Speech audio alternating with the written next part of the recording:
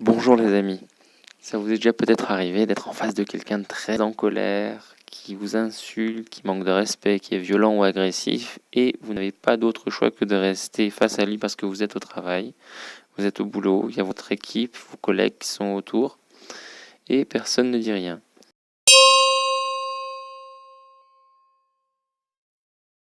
Comment est-ce que vous réagiriez? Quelle attitude est-ce que vous adopteriez pour transformer ce moment désagréable en opportunité? Comment est-ce que vous ouvririez la relation?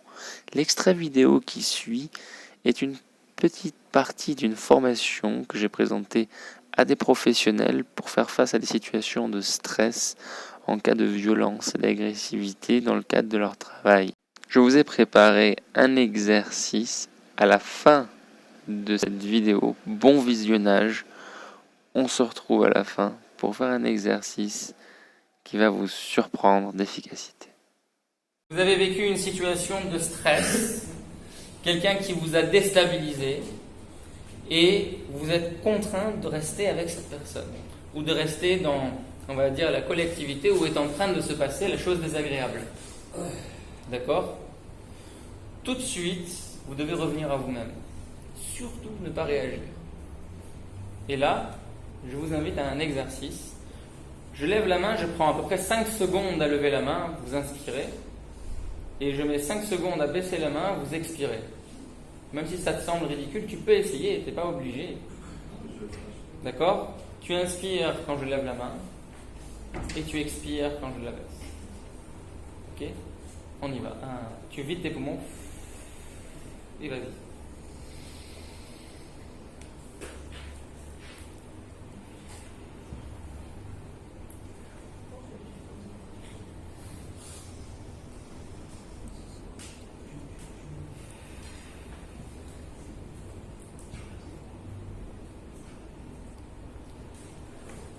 Il est possible que pendant que tu fais ça, des pensées te viennent, des émotions sont là, mais tu continues à souffler.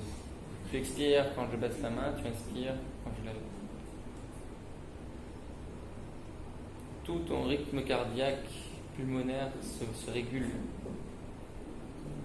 5 secondes, tu expires, 5 secondes, tu inspires.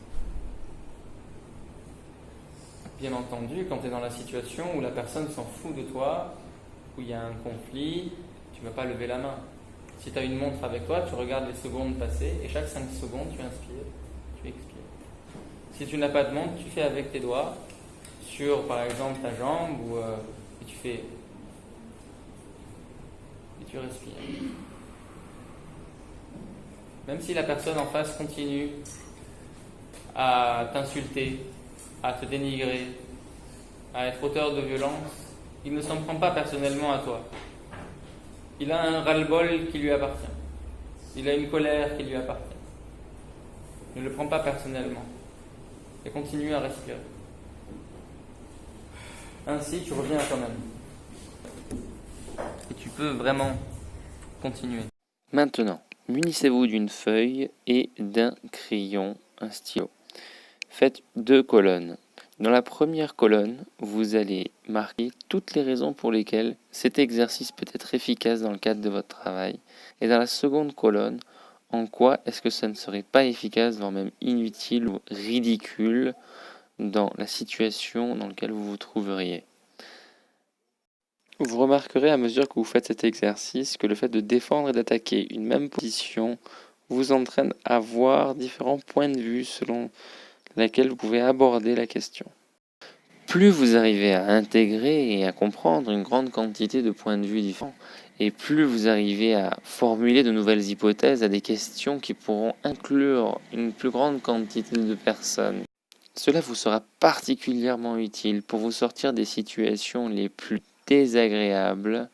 Nous verrons cela dans de prochaines vidéos, mais d'ici là, prenez soin de vous, pensez, parlez et agissez avec enthousiasme.